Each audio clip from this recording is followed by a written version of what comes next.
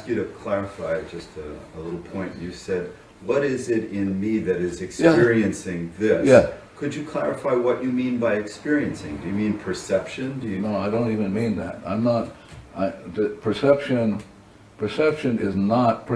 is really a end product or consequence of data playing in the subconscious.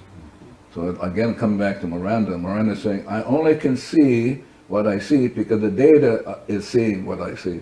So Miranda is really speaking what Shakespeare says the mind is just a stage, and the data runs around on the stage, and the data is really what is going on. And so if the data is such that I'm experiencing suffering, or I'm experiencing people being goofy, then I have to be responsible for that. What's going on in me, and it's simply data playing, and more specifically memories replaying in the subconscious. And those can be erased. Mm-hmm. I think that is probably the most profound thing about this Ho'oponopono, is that you could erase data.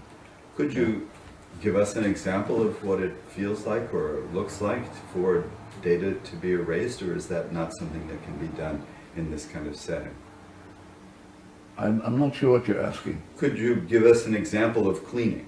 I mean, how do we erase the data within our own minds? Well, is that something that could be discussed? Of course. You can teach it. Trees can do it, cars can do it, anybody can do it. But the idea is the most fundamental question one needs to know is the question, who am I? And most people have no idea about who they are, and therefore are not allow the data in them to speak for them, as opposed to choosing to not have the data by erasing it.